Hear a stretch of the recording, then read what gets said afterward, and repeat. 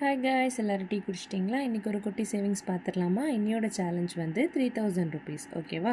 3000 ருபீஸை குட்டி குட்டி ஸ்டெப்பில் வந்து நம்ம ஆட் பண்ணுற சேலஞ்ச் தான். இந்த சேலஞ்ச் அமௌண்ட் பெருசாக இருக்கணும்னு நினைக்கிறவங்க அதை சிம்பிளிஃபை பண்ணி கூட யூஸ் பண்ணலாம். எக்ஸாம்பிளுக்கு இது 100, இது 100, பேலன்ஸ் ஒரு 75 அப்படின்னு இதுக்குள்ளேயே பிரித்து எழுதி வச்சுக்கோங்க.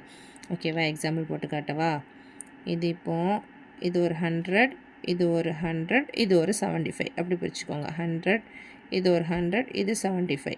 இப்போ நான் வந்து 275 கொண்டு வந்திருக்கேன். ஸோ நான் வந்து ஃபுல்லாக கட் பண்ணிக்கிறேன். இது என்னால் 100 தான் எடுத்து வைக்க முடியுன்றவங்க இதை மட்டும் இப்படி கட் பண்ணிக்கோங்க. ஓகேவா? கட் பண்ணிவிட்டு அப்போது இந்த சேலஞ்ச் வந்து சிம்பிளாக ஒரு சேலஞ்ச் கையிலே இருக்கும். இன்னொரு இது வந்து ஈஸியாக முடிச்சிடலாம். ஓகேவா? இன்றைக்கி நான் வந்து ஃபுல் அமௌண்ட் கொண்டு வந்துட்டேன். ஸோ வந்து இந்த ஃபுல் அமௌண்ட்டை நான் கட் பண்ணிக்கிறேன். ஓகேவா? இன்னும் 2 தடவை கொஞ்சம் அமௌண்ட் பெருசு தான்.